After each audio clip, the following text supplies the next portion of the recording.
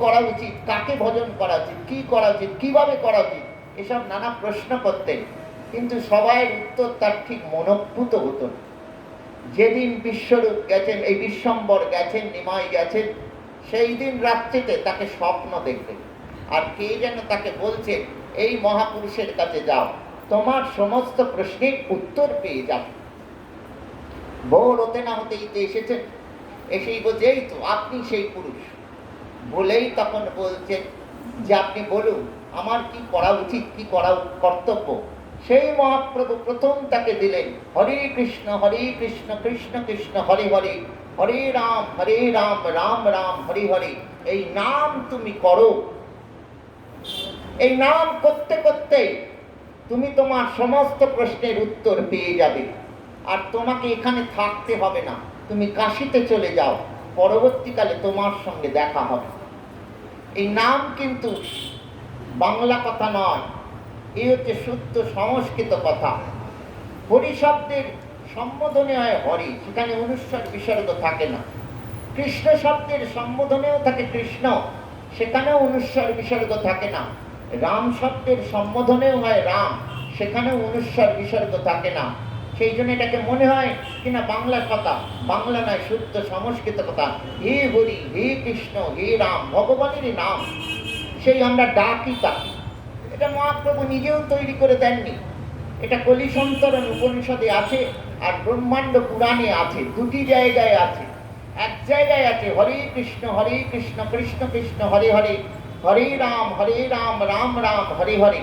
আরেকটি জায়গায় আছে হরে রাম রাম রাম হরে হরে, হরে কৃষ্ণ কৃষ্ণ কৃষ্ণ হরে হরে।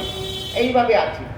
এইবার আপনারা যদি প্রশ্ন করেন যে কোনটা আগে বলবো, হরে কৃষ্ণ কৃষ্ণ কৃষ্ণ হরে হরেটা আগে বলবো, না হরে রাম রাম রাম হরে হরেটা আগে বলবো, তার উত্তরে বলছেন বারবার যদি করা যায় তাহলে আগে পরে বলে আর কিছু থাকে না। এই নাম তপন মিশ্রকে প্রথম দিলেন। এটা হচ্ছে কলিযুগের যুগ ধর্ম, নাম সংকীর্তন। শাস্ত্র বলছে হরের নাম হরের নাম ঐব কেবলম, কলৌ নাস্তে বো গতির অন্যথা। কলিযুগে নাম বিনা গতি নাই, নাস্তে বো তিনবার বললেন। বলে কেন? দৃঢ়তা আনবার জন্য। যতই ভাগবত মুখস্থ, যতই কিনা আমার গীতা মুখস্থ, যতই আমার কিনা ব্রহ্মসূত্র জানা থাকো, যতই জ্ঞানী পণ্ডিত হই, মহাপ্রভুর অনুগত হয়ে যদি কিনা নিত্য গোকুলের সেই রাধাকৃষ্ণের চরণ পেতে চাই, তার সেবা যদি পেতে চাই, তাহলে এই নামকে কিন্তু ধরে রাখতেই হবে। এই নামের দ্বারাই কিন্তু প্রেম লাভ হবে, এই নামের দ্বারাই প্রেম নিয়ে রাধাকৃষ্ণের চরণে পৌঁছানো যাবে। কারণ সনাতন গোস্বামী তার বৃহৎ ভাগবত অমৃত গ্রন্থে বলছে, যে যাই করো সারাদিনে অন্তত 5 মিনিট 10 মিনিট 1 ঘন্টা যতটা পারো উচ্চ ঈশ্বরে নাম করো, নাম সংকীর্তন করো, নাম কীর্তন করো। এইবার আপনারা যদি বলেন সুর নেই, তাল নেই, লয় নেই, কিভাবে বলবো? সুর তাল লয়ের দরকার নেই, উচ্চ ঈশ্বরে বলাটাই হচ্ছে কীর্তন। এই যে হরে কৃষ্ণ কৃষ্ণ কৃষ্ণ হরে হরে, হরে রাম রাম রাম হরে হরে, এই যে উচ্চ ঈশ্বরে বল যাচ্ছি, এটাই কীর্তন।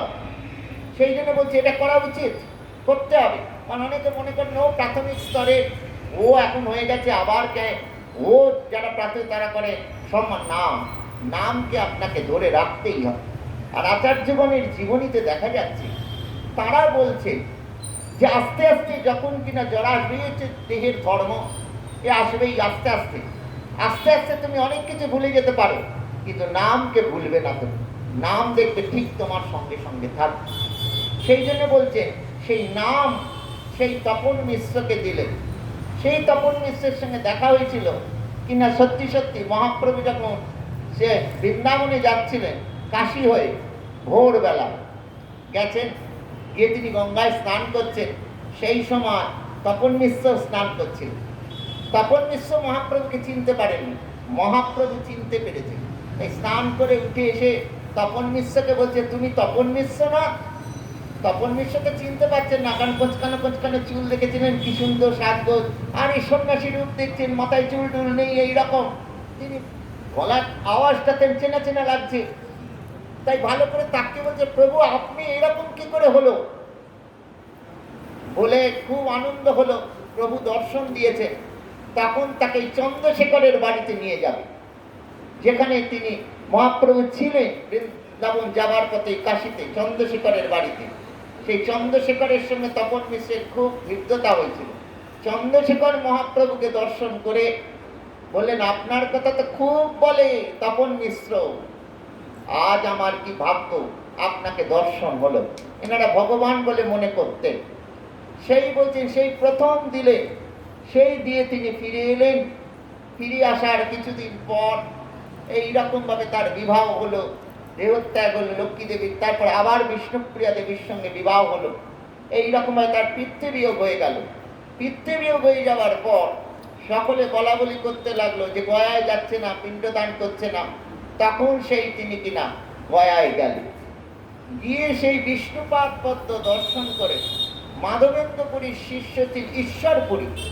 তিনি লৌকিক জগৎকে দেখাবার জন্যে তিনি তারকে গুরুচরণ আশ্রয় করে অন্য নিমাই হয়ে ফিরে এলেন।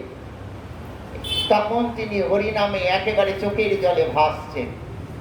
এসে তিনি তখন সেই নবদ্বীপে যেটা করবার জন্য এসেছিলেন, আপনি আচরি ধর্ম জীবের শিখার, নিজে আচরণ করে কিভাবে নাম করতে হবে, কিভাবে ভক্তি করতে হবে, কিভাবে কি করতে হবে। তার মহাপ্রভু একাধারে কৃষ্ণও বটে, রাধারানীও বটে, আবার কিনা ভক্তও বটে। তিনি সেই ভক্ত হয়ে এইরকমভাবে হরিনাম চোখের জলে করে যেতে লাগলেন। এইভাবে যখন করতে লাগলেন, তখন এই আস্তে আস্তে শ্রীবাস, শ্রী গদাধর, নিত্যানন্দ প্রভু, অদ্বৈত প্রভু সব একা এক করে তার সঙ্গে মিলিত হতে লাগলেন নবদ্বীপে। আর সতীদেবী সকলের কাছে গিয়ে বলতেন, ছেলেটা আমার যেই রকম অবস্থা, এই কি করে সুস্থ হবে, এই যে পাগল হয়ে গেছে। কেউ বললেন এটা দাও ওটা দাও। কিন্তু অদ্বৈত প্রভু, গদাধর, শ্রীবাস, পুণ্ডরিক, বিদ্যানিধি এইরকম যারা মহাপ্রভুকে চিনতে পেরেছিলেন, তারা সতীদেবীকে বলেছিলেন এটা তো নিমায়ের অনেক আগে হওয়া উচিত ছিল। এইভাবে কিনা সব একত্রিত হলেন নবদ্বীপে। নবদ্বীপে এইভাবে হয়ে হরি নাম করছে। এবারে মহাপ্রভু প্রতিজ্ঞা নিয়ে এসছেন যে পাপী পুণ্যত্ব বিচার করবেন না, সকলকেই তিনি কৃষ্ণ প্রেম দিয়ে, নাম দিয়ে উদ্ধার করে দেবেন। দেখবেন না এর যোগ্যতা আছে কি নেই। কৃষ্ণ প্রেম হয় যার দূরদর্শনে, মহাপ্রভুকে দূর থেকে দর্শন করলেই তার কৃষ্ণ প্রেম লাভ হতো এবং সে হরিনাম করতে শুরু করে দিত। এইরকম ভাবে তিনি শুরু করলেন, সকলকে তিনি এইরকম করবেন। কিন্তু ঘটনা হলো কি, যখন তার প্রায় 24 বছর বয়স, তখন তিনি একদিন নিত্যানন্দ প্রভুকে বলছেন, নিতাই আমি সন্ন্যাসী হব। শুনেই নিত্যানন্দ প্রভু মহাপ্রভুর মুখের দিকে তাকিয়ে মনে মনে খুব দুঃখ পেতে লাগলেন। সন্ন্যাসী হয়ে যাবে, কিরাম দেখতে হবে, একবার খাওয়া, মাটিতে শয়ন। নিত্যানন্দ প্রভুর মনের ব্যথা বুঝতে পেরে তখন মহাপ্রভু বলছে, নিতাই আমি কেন সন্ন্যাসী হব জানো? আমি যে প্রতিজ্ঞা নিয়ে এসেছি, সকলকে আমি নাম দিয়ে কৃষ্ণ প্রেম দিয়ে উদ্ধার করে দেব। কিন্তু অনেকে তো নামের নিন্দা করছে, নাম করা তো দূরে থাক, নামের নিন্দা করছে, আমি তাদের উদ্ধার করব কি করে? তাই ঠিক করেছি সন্ন্যাসী হব। আমাদের শাস্ত্রে আছে, সন্ন্যাসী হয়ে গেলে গৃহস্থ আর সন্ন্যাসী বিচার করবে না যে বয়সটা আমার থেকে বেশি না কম। গৃহস্থের উচিত তখন সন্ন্যাসীকে দর্শন করা মাত্র তাকে প্রণাম করা। তা আমি যখন সন্ন্যাসী এদের সামনে এসে দাঁড়াবো, এরা তখন আমাকে প্রণাম করবে আর আমি সেই ছলে এদের উদ্ধার করে দেব। দেখুন ভগবান আমাদের কত উদার, আমাদের জন্য কত চিন্তা করে। এই অর্জুন জিজ্ঞাসা করেছিলেন না কৃষ্ণকে যে আমাদের উদ্ধার করার জন্য তোমার এত চিন্তা কেন, এত চেষ্টা কেন? তখন ভগবান বলেছেন, মমই বাংশ জীবলোকে জীবভূত সনাতন, তুমি যে আমার অংশ, আজ নয় সনাতন, অত্যন্ত প্রাচীন কাল থেকে, সুতরাং তোমাকে ছেড়ে যাই কি করে? এইরকম ভাবে অন্যত্র বলছে, অমৃতস্য পুত্রহা আমরা সবাই হচ্ছে অমৃতের পুত্র। আর সনাতন গোস্বামী মহাপ্রভুকে জিজ্ঞাসা করেছেন আমাদের পরিচয়টা কি? জীবের স্বরূপ হয় নিত্য কৃষ্ণ দাস, আমাদের স্বরূপটা হচ্ছে কি ভগবানের দাস। মহাপ্রভু রথাকে কীর্তন নৃত্য করতে করতে যাচ্ছেন প্রথম বছর, শ্রী জগন্নাথের তো খুব আনন্দ হচ্ছে, তাই শ্রী জগন্নাথ জিজ্ঞাসা করছেন, এখন তোমাকে তো কোনোদিন দেখিনি, তোমার পরিচয়টা কি? তখন মহাপ্রভু যে না হং বিপ্র উন্নত নরপতি না পিবৈশ্য উন্নসূত্র না হং বর্ণী ন চ গৃহপতি ন বনস্থ জ্যোতির্বাপ কিন্তু প্রত্যন নিখিল পরমানন্দ পূর্ণামৃতাব্দে গোপী ভর্তু পদকমলয় দাস দাসান দাস। বলছে আমি ব্রাহ্মণ নই, আমি ক্ষত্রিয় নই, আমি বৈশ্য নই, আমি শূদ্র নই, আমি ব্রহ্মচারী নই, আমি গৃহস্থ নই, আমি সন্ন্যাসী নই, আমি বানপ্রস্থী নই, আমি হচ্ছি তোমার দাসের দাসের অনুদাস। এইটা হচ্ছে আমার পরিচয়। তাই কবি বলছে সকল গর্ব দূর করি দিব তোমার গর্ব ছাড়িব না, সবারে ডাকিয়া কহিব যে দিন পাবো তব পদরেণুকণা, তব আহ্বান আসিবে যখন সে কথা কেমনে করিব গোপন, সকল বাক্যে সকল কর্মে প্রকাশিবে তব আরাধনা, যত মান আমি পেয়েছি যে কাজে সেদিন সকলই যাবে দূরে, শুধু তব মান দেহ মনে মোর বাজিয়া উঠিবে এক সুরে, পথের প্রতীক সেও দেখে যাবে তোমার বারতা মোর মুখ ভাবে, ভব সংসার বাতায়ন তলে বসে যাব যাব আনবো না, সকল গর্ব দূর করে দিব তোমার গর্ব ছাড়িব না। বলে সব গর্ব দূর যা, একটা গর্ব থাকো, তুমি প্রভু আমি দাস। তখন ঠাকুর রামকৃষ্ণকে বলছেন এটাও তো গর্ব। বলে ওরে এটা দেহের গর্ব না, এটা আত্মার গর্ব, এটা থাকলে ঊর্ধ্বে ওঠা যায়। বুঝতে পেরেছিস? এই জন্য বলছেন আমরা যে তার দাস, আমাদের যে এটা গ্রহণ করা উচিত। সেই জন্য বলছেন যে এই রকম ভাবে মহাপ্রভু তাই বলছেন আমি যে সকলকে উদ্ধার করবো বলেছি, এরা যে উদ্ধার হচ্ছে না কেন? যে আমরা তার যে সন্তান, আমরা যে তার দাস, তাই তার এত চেষ্টা। সেই মহাপ্রভু কাটোয়ায় চলে গেলেন, কেশব ভারতীর কাছে তিনি সন্ন্যাসী হলেন। কেশব ভারতীর কাছে সন্ন্যাসী হওয়ার পর কেশব ভারতী তখন বলছেন তোমার কি নাম দি বলো তো? বলতে বলতে তখন বললেন তুমি সর্বদা কৃষ্ণ নাম করো, তোমার নাম ও কৃষ্ণ। বলে বলে শুধু কৃষ্ণ নয়, শ্রীকৃষ্ণ। বলে বললেন শুধু শ্রীকৃষ্ণ নয়, তুমি নাম দিয়ে সকলের চৈতন্য ঘটাচ্ছ, তাই তোমার নামও শ্রীকৃষ্ণ চৈতন্য। বলে বললেন এইখানেই শেষ। কারণ সাধারণত সন্ন্যাসী হলে যে গুরুর আপনি আশ্রয় নিলেন তার পদবিটা নিতে হয়, উপাধিটা নিতে হয়, শ্রীকৃষ্ণ চৈতন্য ভারতী হওয়া উচিত। বলে না, ভারতীর দরকার নেই, তুমি শুধু শ্রীকৃষ্ণ চৈতন্য। সেই সন্ন্যাসী হয়ে তিনি ঠিক করলেন তার সন্ন্যাসী হয়ে গেলে ঘরে গ্রামে কোথাও থাকা যাবে না, তাই তিনি ঠিক করলেন বৃন্দাবনে যাবেন। বৃন্দাবনে গিয়ে তিনি সব উদ্ধার করবেন। কেন? মহাপ্রভু যখন আবির্ভূত হয়েছিলেন তখন বৃন্দাবনে কিছু ছিল না, খালি ধান চাষ হতো সেখানে। এখন গিয়ে ঘরে ঘরে মন্দির, এখন যেমন গোবিন্দ গোপীনাথ মদন মোহন সব দেখতে পাচ্ছেন বজ্রেতে, তখন সব কিছু ছিল। মহাপ্রভু সব দর্শন করেন।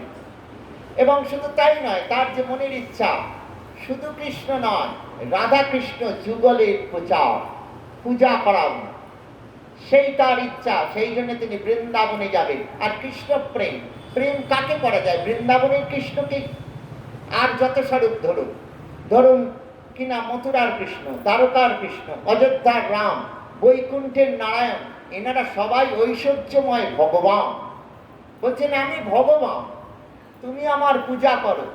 কিন্তু বৃন্দাবনের কৃষ্ণ বলছে না না, আমি ভগবান নই, আমি তোমাদের মতো একজন। তিনি প্রীতি, অনুরাগ, ভালোবাসা চাইছেন। আপনাদের মতো একজন ঘরের লোক চাইছেন আমাকে ভালোবাসো, আমাকে ভালোবাসো। এই কথাটা প্রথম মহাপ্রভু এসে প্রচার করলেন। আগে কেউ বিশ্বাস করতেন না ভগবানকে আবার কি ভালোবাসা যায়। সেই বলছেন সেই কিনা প্রীতি, অনুরাগ, প্রেম এসব কিন্তু বৃন্দাবনের কৃষ্ণের জন্য। সেখানে তার অনুরাগ, ভগবান ভালোবাসার কাঙাল। বৃন্দাবনের ঐশ্বর্য দেখে যতবার বৃন্দাবনবাসীগণ নন্দ মহারাজকে বলতে গেছেন এই ছেলেটা কে, ভগবান না সাধু না ঋষি না মুনি কে, ততবার শ্রীকৃষ্ণ গিয়ে বলছেন না না, আমি এসব কিছু নেই, ওসব ছাড়ো তো, বলে তাদের ভুলিয়ে দিয়েছে। ভুলে দিয়েছেন। সেই জন্য বলছেন সেই যে প্রেম সহজে পাওয়া যায় না। শ্রীমন মহাপ্রভু সনাতনকে উপদেশ দিতে গিয়ে বলেছেন, হ্যাঁ আমাদের শাস্ত্র অনেকেই জানে কিন্তু মুখে মানে, আচরণ করে কজন। বলতে গিয়ে বললেন, হ্যাঁ অদ্বৈত মতে ভজনা করে অনেকেই, মানে জ্ঞান মার্গের সাধক, যোগ মার্গের সাধক অনেক আছে, বিধি মার্গের সাধক অনেক আছে, কিন্তু প্রেম মার্গের সাধক খুব কম। প্রীতি অনুরাগ আমার মতো কি অনেক কম। এই জিনিসটা 11 বছর 8 মাস কৃষ্ণ খালি লীলা করে দেখে দিয়ে গেছে। তারপরে তিনি মথুরায় চলে গেছেন, তিনি তখন ভগবান। সেই যে ভগবানকে, সেই জন্য মহাপ্রভু বলছেন, নাম যখন করবে অনুরাগের সহিত প্রীতির সহিত কর, ভালোবেসে কর। প্রত্যয় করছি না, ভালোবেসে কর, প্রীতির সহিত কর, অনুরাগের সহিত কর। সেই বলছেন মহাপ্রভু সেই সন্ন্যাসী হয়ে চলে যেতে চাইলেন বৃন্দাবন, কিন্তু নিত্যানন্দ প্রভু তাকে আগলে আগলেন। 3 দিন 3 রাত বলতে পারেন তিনি খাননি দাননি, কিচ্ছু করেননি, বাহ্যিক জ্ঞান হারিয়ে হরিনাম করতে করতে এসেছেন। আর নিত্যানন্দ প্রভু তাকে আগলে আগলে এসেছে। আস্তে আস্তে একটি জায়গায় এসে রাস্তাটা দুভাগ হয়ে গেছে। একটা দেখা যাচ্ছে গঙ্গার দিকে গেছে, সে গঙ্গার ওপারে কিনা শান্তিপুর, আর একটি পথ চলে গেছে বৃন্দাবনের দিকে। তখন নিত্যানন্দ প্রভু মনে মনে ভাবছেন, প্রভু আজ সেই যে সন্ন্যাসী হয়ে এই যে তিনি বহির্বাস অন্তর্বাস গ্রহণ করেছেন, সেইটি পড়ে আছে, স্নান খাওয়া কিছুই নেই। যার জন্য আমাদের আচার্যগণ বলেন মহাপ্রভু ভগবান বলেই আজ 3 দিন ধরে খাওয়া দাওয়া নয়। এমনি সাধারণ জীবের অনেক কিছু প্রয়োজন, সেসব তিনি কিছুই গ্রহণ করেননি। এই ভগবানের পক্ষেই সম্ভব। তাহলে এনাকে কিছু সেবা করাতে হবে, কি করানো যায়। যেখানটি রাস্তা ভাগ হয়ে গেছে, নিত্যানন্দ প্রভু হঠাৎ দেখছেন কয়েকটি অল্প বয়সের ছেলে, তারা রাখাল বালক, তারা গরু চড়াচ্ছে, শুধু নয় তাদের হাতে আবার বাঁশিও রয়েছে, আর বেশ সেখানটা বনের ভেতর মতো। তখন নিত্যানন্দ প্রভু মনে মনে ভাবছেন, নিশ্চয়ই প্রভু এসে এখানে মনে করে বৃন্দাবন কাছে এসে গেছে, আর এদের নিশ্চয়ই জিজ্ঞাসা করে বৃন্দাবনটা কোন দিকে। এদের হাতে বাঁশি দেখছে, গরু চড়াচ্ছে দেখছে, ভাববে এরা রাখাল বালক। তাই গিয়ে নিত্যানন্দ প্রভু তাদের শিখিয়ে দিলেন যে শোন, ওই যে সন্ন্যাসী নাম করতে করতে আসছে, উনি যদি এসে তোদের জিজ্ঞাসা করে যে বৃন্দাবন কোন পথ, এই গঙ্গার দিকটা দেখিয়ে দিন, বুঝেছিস? বলে তিনি আস্তে আস্তে সরে গেছেন। মহাপ্রভু তো বাহ্যিক জ্ঞান নেই, তিনি এখানে সত্যি সত্যি নাম করতে করতে এসে ওরম গরু চড়ছে, ওদের হাতে বাঁশি, ওরম পূর্ণ হয়ে আছে, ভাববেন বৃন্দাবন কাছে এসে গেছি। আর ওদের দেখতে পেয়ে মনে করলেন যেন বৃন্দাবনের লোক, তাই ওইটুকু ছেলে হলে কি হবে, ওদের জড়িয়ে ধরে হরিনাম করতে শুরু করলেন। আর নিত্যানন্দ প্রভু অবাক হয়ে দেখছেন, ওইটুকু ছেলে ওরাও হরিনাম করছে, চোখের জল ফেলছে, ওদেরও প্রেম লাভ হয়ে গেছে। এইরকম বেশ কিছুক্ষণ করার পর মহাপ্রভু বাহ্যিক জ্ঞানে এসে বলছেন, আচ্ছা বৃন্দাবনটা কোন পথে? তখন ওরা গঙ্গার দিকটা দেখিয়ে দিলেন। ওদিকে নিত্যানন্দ প্রভু শান্তিপুরে খবর পাঠিয়ে দিয়েছেন যে মহাপ্রভু আসছে, তুমি তাড়াতাড়ি কিনা অন্তত একটি অন্তর্বাস বহির্বাস নিয়ে এপারে চলে এসে। এইরকম ভাবে খবর পাঠিয়ে দিলেন। মহাপ্রভু গঙ্গাকে তো যমুনা মনে করে প্রণাম করে যখন ডুব দিতে যাচ্ছেন, সেই সময় কিনা অদ্বৈত প্রভু নৌকায় করে এসে হাজির। অদ্বৈত প্রভু এসে যখন প্রণাম করছেন, কারণ এখন তো তিনি সন্ন্যাসী হয়ে গেছেন, সে আগে প্রণাম করলে অদ্বৈত প্রভু খুব নিজেকে তটস্থ মনে করতেন, কারণ তিনি মহাপ্রভুকে ভগবান মনে করতেন। তাই বলতেন, তুমি আমাকে প্রণাম করো কেন? 1 বছর সেবা সঙ্গনে মহাপ্রভু সারারাত্রি কীর্তন নৃত্য করতেন। করতে করতে যখন তিনি মূর্ছিত হয়ে পড়তেন, কারণ অদ্বৈত গলাধর শ্রীবাস করতেন কি, মহাপ্রভুর চরণটা কেউ বক্ষে নিতেন, কেউ মস্তকে নিতেন, এইরকম ভাবে। জানতে পেরে একদিন মহাপ্রভু বলেছিলেন, ছি ছি ছি ছি, কোথায় তোমাদের চরণ রজনী, আমি বৈষ্ণব হওয়ার চেষ্টা করছি, তা নয় এইসব করো। আর অদ্বৈত প্রভু বলতেন, তুমি আমাকে প্রণাম করো কেন? এইরকম। তখন সন্ন্যাসী প্রণাম করতেই পারেন। তা প্রণাম করতেই তখন মহাপ্রভু বলছেন, তুমি এত তাড়াতাড়ি বৃন্দাবনে কি করে এলে, আর তুমি জানলেই বা কি করে বৃন্দাবনে এসেছি? তখন অদ্বৈত প্রভু বলছেন, তুমি যেখানে সেখানটাই তো বৃন্দাবন। বলে চলো। নৌকায় উঠতে বলতে মহাপ্রভু মনে করলেন ওপারটা বোধহয় বৃন্দাবন, নৌকায় উঠে পড়েছে। খানিকটা যেতেই মহাপ্রভু চেনাতে চেনা চেনা লাগছে না। অদ্বৈত প্রভু, সে কি প্রভু চিনতে পারছেন না? এ তো শান্তিপুর, আমার বাড়ি। এইবার মহাপ্রভু পুরো বাহ্যিক জ্ঞান এসে গেছে, কারণ কটকট দৃষ্টিতে নিত্যানন্দ প্রভুর দিকে তাকাচ্ছে আর বলতে যাচ্ছে, তুমি আমায় কোথায় নিয়ে এলে? নিত্যানন্দ প্রভু তখন বলছে, চুপ করো, তুমি বাহ্যিক জ্ঞান নেই, তোমার নয় যে আমার তো আছে। মানে ঘুরিয়ে বলছেন, আমার খাওয়া নেই, দামা নেই, আমার কি কষ্ট হচ্ছে, তুমি আগে চলো। আর কিছু বলতে পারলেন না। এইভাবে তিনি শান্তিপুরে এলেন। শান্তিপুরে মানুষ তো জানতে পেরেছে, তাই দলে দলে লোক এসছেন প্রভুকে দর্শনের জন্য। প্রভু দৌড়তে দৌড়তে যাচ্ছেন দর্শন দেওয়ার জন্য।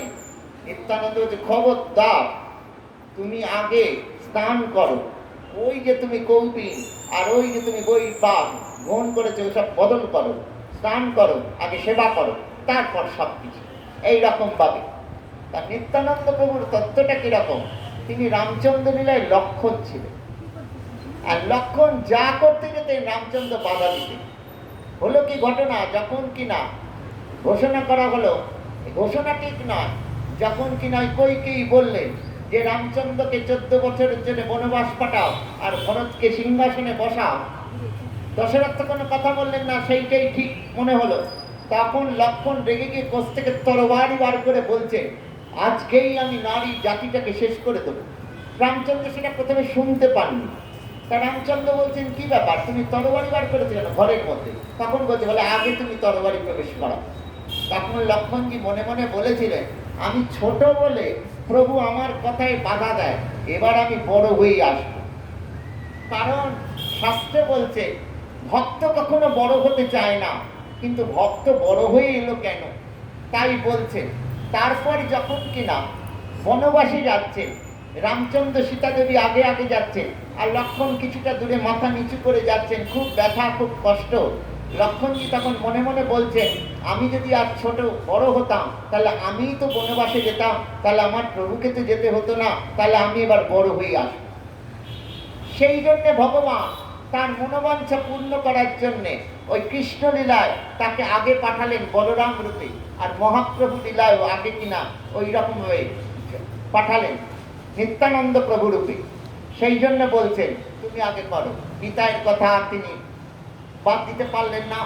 এইভাবে চললে এবার শচী দেবী এসে গেলেন। সব শচী দেবী এসে যখন অদ্বৈত প্রভুকে বললেন, আমি যদি রান্না করে দিই খাবে কি? তখন মহাপ্রভু রাজি হলেন। মহাপ্রভুকে দেখে তো কিনা শচী দেবী হাউ হাউ করে কাঁদছেন।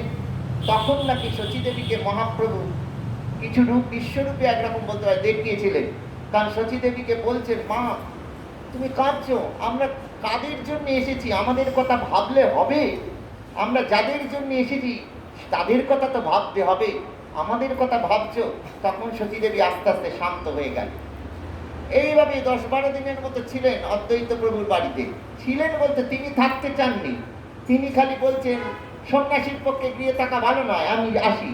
আর ভক্তরা বলতে একটা দিন। তাহলে কেন? ভক্তরা আলোচনা করতেন প্রভু যে বৃন্দাবনে যাবেন, বৃন্দাবন তো অনেক দূরের পথ, কারণ তখনকার দিনে হেঁটে হেঁটে যাওয়া আসা করতে হতো, কাছাকাছি যদি থাকতো তাহলে ভালো হতো। এইভাবে আলোচনা করতে করতেই শ্রীক্ষেত্রের কথা মনে পড়ে গেল। সেই শচী দেবীকে দিয়ে বলালেন যে প্রভু যদি শ্রীক্ষেত্রে থাকেন, সেই প্রভু শ্রীক্ষেত্রেই চলে গেল। শ্রীক্ষেত্রে যখন যাচ্ছিলেন তখন ওই হরিদাস মহাপ্রভুর চরণ দুটো জড়িয়ে ধরে বলেছেন, প্রভু আর তোমাকে দর্শন হবে না। বলে কেন? আমার এতখানি বয়স হয়েছে, আমি কি আর যেতে পারবো? কারণ হেঁটে হেঁটে যাওয়া আসা। তখন প্রভু হরিদাসকে বলেছিলেন, আমি শ্রীক্ষেত্রে গিয়ে কিনা জগন্নাথের কাছে তোমার হয়ে প্রার্থনা করব। তা সত্যি সত্যি প্রার্থনা শুনেছিলেন জগন্নাথ। বলে কেন? মহাপ্রভু যখন শ্রীক্ষেত্রে গেলেন, শ্রীক্ষেত্রে তিনি শুনলেন যে জগন্নাথকে তিনি কৃষ্ণরূপে দর্শন করতেন, আর নিজে তখন রাধাভাবে আবিষ্ট হয়ে যেতেন যে অনেকদিন পর প্রাণনাথকে দর্শন। সেই বলছেন শ্রীক্ষেত্রে সার্বভৌমকে উদ্ধার করে তিনি কিনা দক্ষিণ ভারতে চলে গেলেন। দক্ষিণ ভারতে যখন যাচ্ছেন, সেইখানে গোদাবরীর তীরে রামানন্দ রায়, যিনি পরম বৈষ্ণব, সার্বভৌম ভট্টাচার্য মহাপ্রভুকে বলেছিলেন, তুমি যে সব কথা বলো এ তো সার্বভৌম, সে তো এসব কথা রামানন্দ বলে। আমরা তো তাকে বৈষ্ণব বলে তা ব্যঙ্গ বিদ্রুপ করি। প্রভু, আমাদের সঙ্গে তোমার তো ইষ্টগোষ্ঠী করে কোনো আনন্দ হয় না, তুমি ওর সঙ্গে অবশ্যই করবে। সেই সার্বভৌমকে তিনি কৃপা করলেন। সার্বভৌমকে তিনি কিনা, সার্বভৌমজি রামানন্দকে তিনি কিনা গুরুর আসনে বসিয়ে নিজে শিষ্যের আসনে বসে সেখানে সাধ্য সাধন তত্ত্ব আলোচনা করলেন 10 দিন ধরে। রামানন্দ তখন শেষ দিনে বলছে, যখন হয়ে গেল তখন বলছেন, প্রভু এটা কি ঠিক হলো? আমি গৃহস্থ, আমি শূদ্র, আমি রাজা, আমাকে গুরুর আসনে বসালে, তুমি ব্রাহ্মণ, তুমি সন্ন্যাসী, তুমি কিনা শিষ্যের আসনে বসলে। তখন মহাপ্রভু যে কিবা বিপ্রভু কিবা না সেই শুদ্ধ কেনে নয়, যেই কৃষ্ণ তত্ত্ববেত্তা সেই গুরু হয়। এখানে ব্রাহ্মণ ক্ষত্রিয় বৈশ্য শুদ্ধের প্রশ্ন আসছে না। যিনি হরিকথা বলতে পারবেন তিনিই হচ্ছেন কিনা গুরু হবার যোগ্য। এইভাবে বলতে বলতে তখন বলছেন, আচ্ছা প্রভু আরো প্রশ্ন আছে। বলে, আর কি প্রশ্নের উত্তর দেবো? আমি তো সন্ন্যাসী, রসকসহীন, আমি তোমার কাছে শিখতে এসছি। বলে, ওসব ভারী ভুড়ি ছাড়ো প্রভু, আমি যা প্রশ্ন করি তুমি উত্তর দাও। বলে, বলো। পহিলে দেখিনি তোমায় সন্ন্যাসী স্বরূপ, এবে তোমায় দেখি মহিষামগ করু, তোমার সম্মুখে দেখি কাঞ্চন পঞ্চালিকা, তাহার অঙ্গেতে তোমার সর্ব অঙ্গ ঢাকা, তাহাতে প্রকট দেখি সবংশী বদন, নানাভাবে নৃত্য করে কমল নয়ন। বলে, প্রভু প্রথম যখন এসেছিলে তখন দেখেছিলাম সন্ন্যাসী, এখন তো সন্ন্যাসী নও, আমি তো দেখছি পরিষ্কার বৃন্দাবনের কৃষ্ণ। প্রভু, এই যে তোমার গায়ের রং, এটা তোমার নয়, একটা সোনার পুতুল তোমাকে আবরিত করে আছে। আর প্রভু, বাঁশিটা তো লুকোতে পারোনি, ওই তো তোমার অধরে রয়েছে। আর চোখ দুটোর নাচছে কেন প্রভু?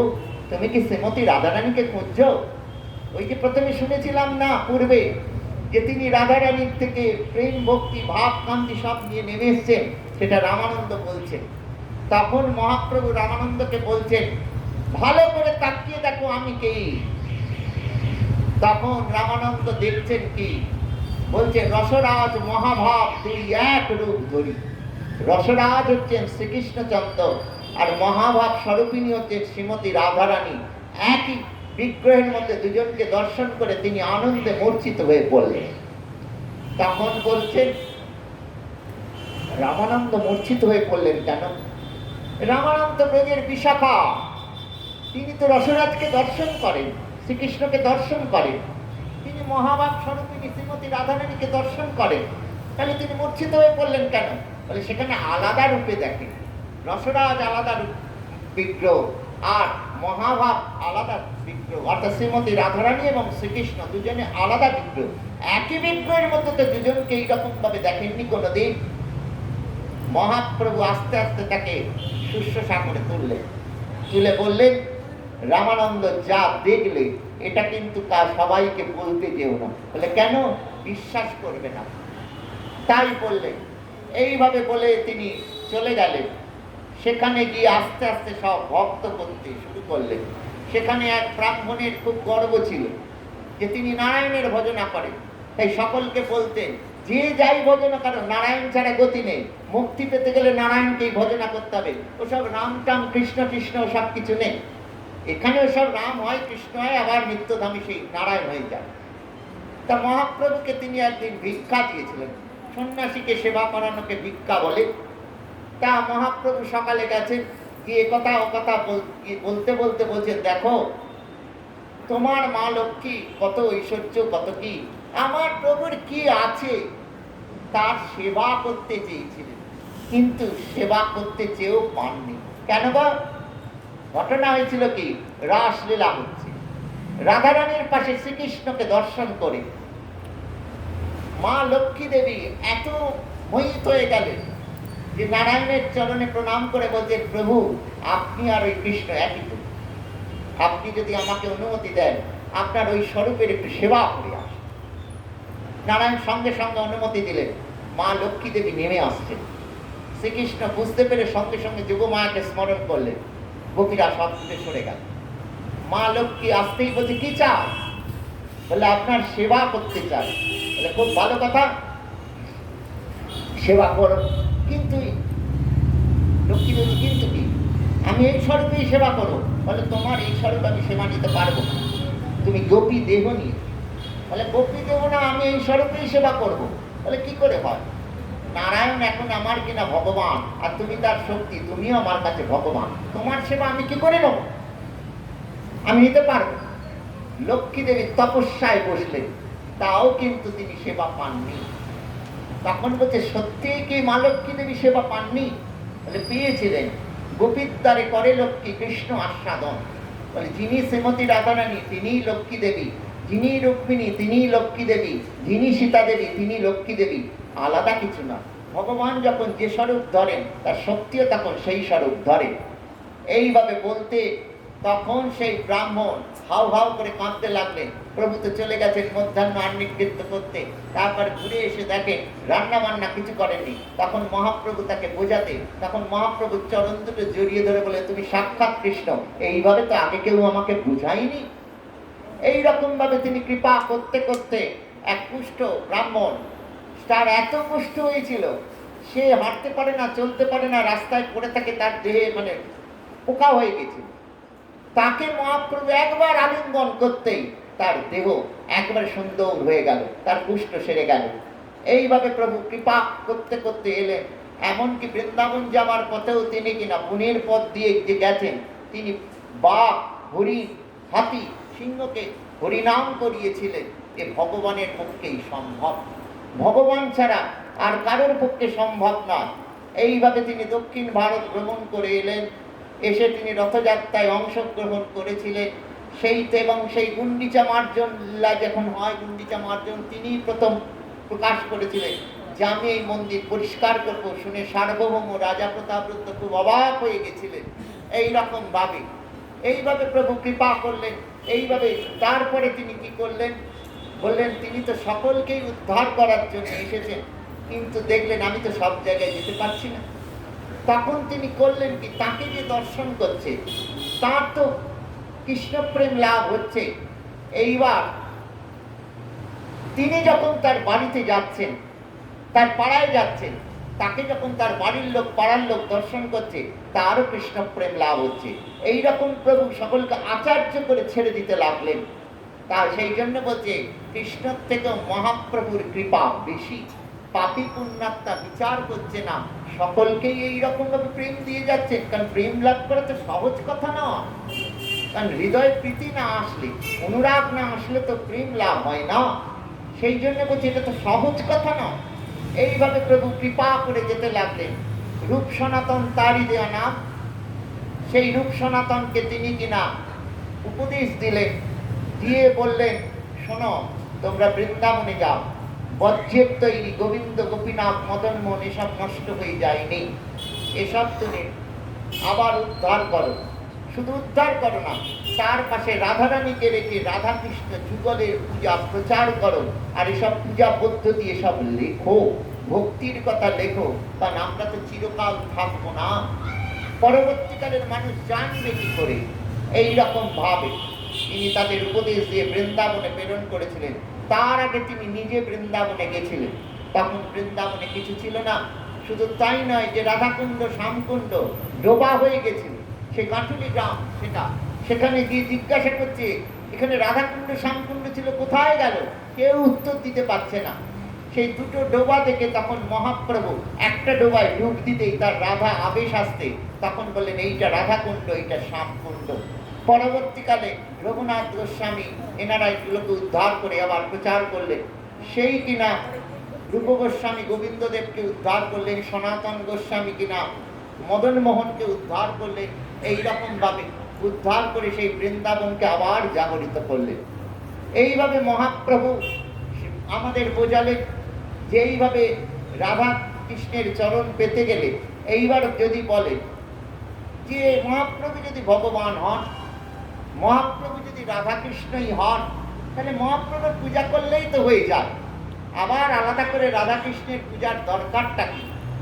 তার উত্তরে আমাদের বলছেন, মহাপ্রভু নিজেকে তো ভগবান বলে কখনোই প্রচার করেন যে আমি ভগবান। সর্বদা সবসময় বলেছে না না, আমি হচ্ছি তার দাসানুদাস। ওসব বলতে নেই। মহাপ্রভুর উপদেশ হচ্ছে রাধা কৃষ্ণের পূজা করো। রাধা কৃষ্ণের পূজা করো। মহাপ্রভুর উপদেশ, মহাপ্রভুর উপদেশ হচ্ছে বৃন্দাবনের রাধা কৃষ্ণের চরণে পৌঁছাবার চেষ্টা করো, তাদের সঙ্গে একটা সম্বন্ধ নিয়ে। যেমন আমাদের শাস্ত্রে বলছেন যে মহাপ্রভুকে পেতে গেলে নিতাইয়ের চরণ ধরতে হবে, নিতাইয়ের চরণ না ধরলে মহাপ্রভুকে পাওয়া যায় না। তা রঘুনাথ দাস গোস্বামী বারবার বাড়ি থেকে পালাবার চেষ্টা করছেন, আর ধরা পড়ে গেছে। মহাপ্রভুর সঙ্গে মিলন হলো, তারপরেও ধরা পড়লেন। তখন রঘুনাথ মনে মনে ভাবছেন, কেন আমি বারবার ধরা পড়ে যাচ্ছি? তাহলে কি নিতাইয়ের কৃপা পাইনি বলে? সেই যখন নিতাইয়ের চিন্তা করতে লাগলেন, সেই যখন জানতে পারলেন যে পানিহাটিতে নিতাই এসেছে, সেই কিনা তিনি সেখানে গেছিলেন, সেখানে যেতে নিত্যানন্দ প্রভু তাকে কিভাবে গ্রহণ করেছেন, আয় আয় চোরা তোকে দণ্ড দিমু, এইভাবে প্রথম তাকে এইভাবে আহ্বান করে ডেকেছিলেন। শুনে সকলে অবাক হয়ে গেছিলেন যে রঘুনাথকে এইভাবে চোরা বলছেন কেন, কি চুরি করলো? নিত্যানন্দ প্রভু মনে করেন গোরা আমার জিনিস, গৌর আমার জিনিস, আমাকে না জানিয়ে নিয়ে নেবে, সেই জন্য বলছে আয় আয় চোরা তোকে দণ্ড দিব। কি দণ্ড দিব? বলে শুধু তাই নয়, যখন প্রণাম করেছিলেন নিত্যানন্দ প্রভু তার চরণটা তার মস্তকে স্থাপন করেছিলেন, শুধু তাই নয়, কি সেবা? বলে কি তাকে শাস্তি? বলে এই বৈষ্ণবদের তুমি কিনা দই চিরা খাও, ওই দণ্ড মহোৎসব, ওইখানে কিনা নিত্যানন্দ প্রভু মহাপ্রভুকে এনেছিলেন, দর্শন পেয়েছিলেন রঘুনাথ, তারপরেই তিনি পালিয়ে গেছিলেন। সেই রকম বলছে সেই নিতাইয়ের চরণ ধরলে গৌরকে পাওয়া যাবে, গৌরের চরণ ধরলে রাধারানীর চরণ, রাধারানীর চরণ পাওয়া গেলে তবে কিনা কৃষ্ণের চরণে পৌঁছানো যাবে। কারণ প্রেম পেতে গেলে রাধারানীর চরণ ধরতেই হবে, রাধারানীর কাছেই তো প্রেমটা আছে, সে প্রেম না হলে তো হবে না। এই যে মহাপ্রভুর বারবার বলছে কৃষ্ণ আরাধনা করো, রাধারানীর চরণ ধরো, কৃষ্ণের আরাধনা করো, রাধারানীর চরণ ধরো, বারবার বলছেন। সেই জন্য আমরা তার পূজা আরাধনা করি, এই রকম ভাবে সেবা করি। এইভাবে মহাপ্রভু এলেন, এবং মহাপ্রভুকে যখন বলা হয়েছিল যে প্রভু তুমি তো চলে যাচ্ছ, কলিযুগ তো এসে গেল, জীব কিসে উদ্ধার হবে? বলে হরি নামের দ্বারাই উদ্ধার হবে, এই হরে কৃষ্ণ নামের দ্বারাই উদ্ধার হয়ে যাবে সকলে, যে যেখানে আছে। শুধু তাই নয়, মহাপ্রভু আমাদের সাধনকে কত সোজা করে দিয়ে গেলেন। খাইতে শুইতে যথাতথা নাম লয়, নাম করার জন্য আপনাকে পবিত্র হয়ে বসতে হবে না, খেতে খেতে শুতে শুতে হাঁটতে হাঁটতে যেরকম ভাবে ইচ্ছে নাম করতে পারবেন। একদিন ভোরবেলায় তার সব পার্শ্বদগণ জিভ কামড়ে সব শৌচে যাচ্ছেন, তার পাশে উড়িয়া এক বালক বসে আছে, তার নাম গোপাল, 10-12 বছর বয়স। সে মহাপ্রভুকে বারবার প্রশ্ন করছেন যে প্রভু এরা এরা জিভ কামড়ে যাচ্ছে কেন? প্রভু বলছেন পবিত্র অপবিত্র জায়গায় যাচ্ছে, পবিত্র হরিনাম এদের জিহ্বায় উচ্চারিত হবে, চেষ্টা না করলেও সেই জন্য জিভ কামড়ে যাচ্ছে। এইভাবে শুনতে শুনতে তখন সেই গোপাল বললেন, প্রভু যদি ওই সময় মৃত্যু হয় তাহলে তো নাম করা হলো না।